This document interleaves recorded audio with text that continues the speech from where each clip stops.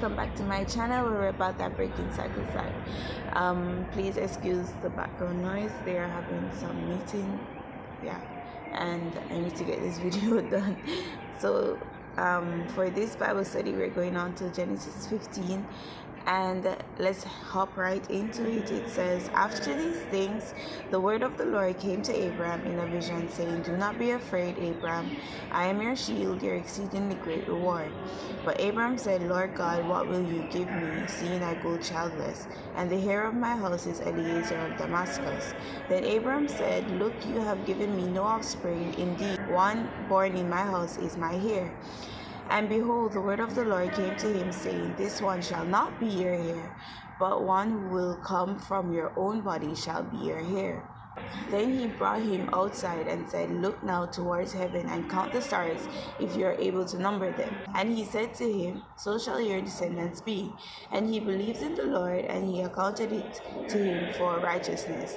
Then he said to him, I am the Lord who brought you out of Ur of the Chaldeans to bring you this land to inherit it. And he said, Lord God, how shall I know that I will inherit it? So he said to him, bring me a 3-year-old heifer, a 3-year-old female goat, a 3-year-old ram, a turtle dove, and a young pigeon.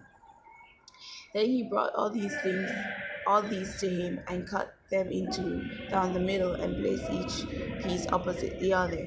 But he did not cut the birds in two. And when the vultures came down on the carcasses, Abram drove them away. Now when the sun was going down, a deep sleep fell upon Abram, and behold, horror and great darkness fell upon him. Then he said to Abram, know certainly that your descendants will be strangers in a land that is not theirs, and will serve them, and they will afflict them 400 years. And also the nation whom they serve I will judge. Afterward they shall come out with great possessions. Now as for you, you shall go to your fathers in peace. You shall be buried at a good old age, but in the 4th generation they shall return here, for the iniquity of the Amorites is not yet complete. And it came to pass, when the sun went down and it was dark, that behold, there appeared a smoking oven and a burning torch that passed between those pieces. On the same day the Lord made a covenant with Abram, saying, to your descendants I have given this land, from the river of Egypt to the great river, the river of Euphrates, the Kenites, the Kenizzites, the Kadmonites, the Hittites, the Perizzites, the Rephaim, the Amorites, the Canaanites, the Girgashites, and the Jebusites.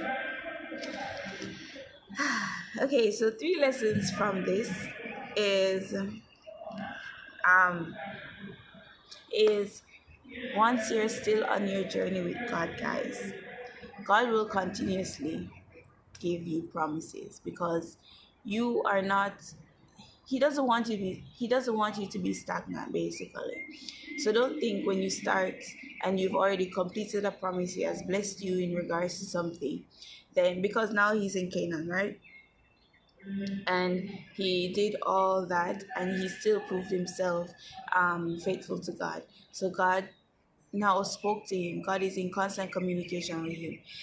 He is going to continue to make promises, and that is what he did when he was speaking to Abraham.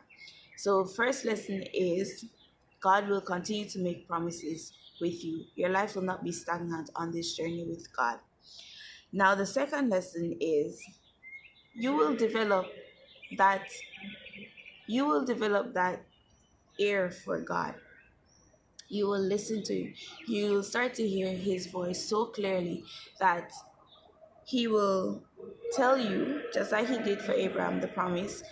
He made 2 promises. The first one, which I just referred to, was that his heir won't be Eliezer of Damascus, right? So God will not use someone else to bring about his plan in your life, in the sense that someone else will take up the blessings that are required for you. God will not do that. If he says he's going to do something in your life and the blessing is for you, it's going to be for you. I'm talking to myself, actually. Now the second thing, as I said, is you will start to hear God's voice more clearly. So just as how we can see, it's evident in chapter 15, where God was literally speaking to Abraham and telling him that you should go outside, you should go and look at the stars, try to count them. This is a conversation. When you're on your journey with God and you start being obedient and you start actively listening to Him and actively following His commandments, then His voice will become clearer to you. And when it becomes clearer, then He can continue to make promises, not necessarily through visions, because the first promise was through a vision. The first promise was through a vision, but now His voice is actually being heard, where He said, count the stars, and this is how your generations will be, your children will be.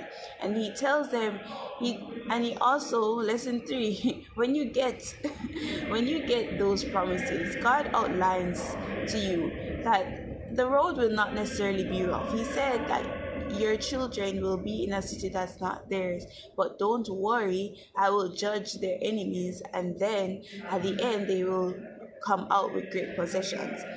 God is not an unfair God to not let you know of the dangers that will come on this journey, right? He makes a promise, He knows the future, and He knows how to guide you, but you have to take heart to know that, okay, He already warned me that these things are going to happen. I'm really talking to myself, actually. He warned you that these things are going to happen. So Abraham, what he needed to do and what we need to do is to trust God in spite of the trials. And it's really hard because, see, I'm jumping ahead, but if you know the story of Abraham and Sarah, God promised them a son, right? And He said the son will come from Sarah's womb, right? But because it wasn't taking as long, because it wasn't in the time frame that they wanted, they decided to help God. Talking to myself. They decided to help God, and in that helping God, things turned out worse than how they were supposed to.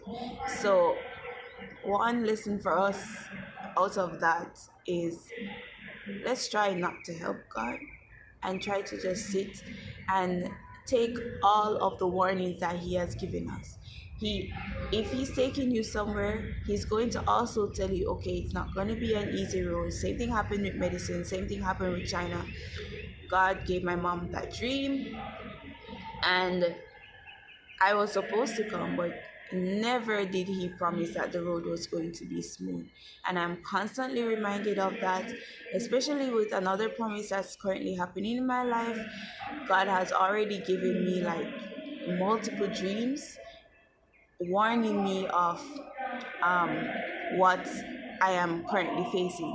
So it's like a reminder to be, this chapter is like a reminder to me personally that, let's not try to help God, but know that God will fulfill His promise at the end of the day. Because if you study the Bible, we all know that this promise definitely came to pass. And an extra lesson out of this is when God asks us to go and make a promise, usually it comes with a sacrifice. You see, He asked Abraham to go and bring a 3-year-old heifer, a 3-year-old female goat, a 3-year-old ram, a turtle dove, and a young pigeon. These all have significance, and they are a sacrifice that is required for Abraham to give. And just as how Jesus sacrificed His life for us, this is how He'll ask us to sacrifice things in our life that we don't necessarily want to sacrifice, because who wants to kill a baby, right? Or sacrifice any of these animals? God is asking us to give that sacrifice because it's going to help. And when we give the sacrifice, don't expect God is going to answer immediately. I'm glad that in this chapter, God waited until sundown to make his covenant sealed with Abraham, because And that is a level of faith that I want each and every one of us, including myself, to exercise. To know, okay, God, you asked me to do this, I'll do it, and I'll wait for you to bring it to pass. And that's what I encourage you to do. I encourage myself to do. It's not easy, but if we ask God to live within us, we can definitely see God work this in us. We just need to submit to Him, and then we should be fine. Okay, guys, so that's really all the lessons that I have from Genesis 15. I hope you guys have a great day and a great rest of the week. I'll see you on Sunday for Sunday Song Spotlight. Bye bye. Have a great day.